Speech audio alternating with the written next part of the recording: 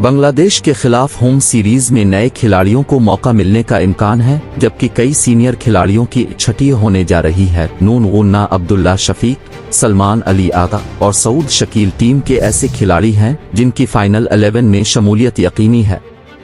इस हवाले से अहम तफसीलात सामने आई है। जियो न्यूज के मुताबिक कौमी क्रिकेट टीम की बांग्लादेश के खिलाफ होम सीरीज में नए खिलाड़ियों को मौका दिए जाने का कवी इम्कान है।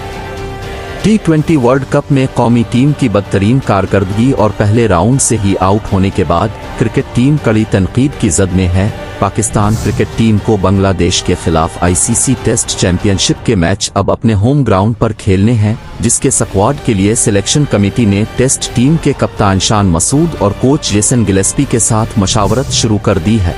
जराए के मुताबिक फास्ट बॉलिंग में शाहनवाज धानी, आमिर जमाल, खुर्रम शहजाद, मीर हमजा और नसीम शाह की मौजूदगी में हारिस रऊफ के नाम पर गौर नहीं किया जाएगा, जबकि शाहीन अफरीदी को टेस्ट सीरीज में आराम दिए जाने का कवी इम्कान है।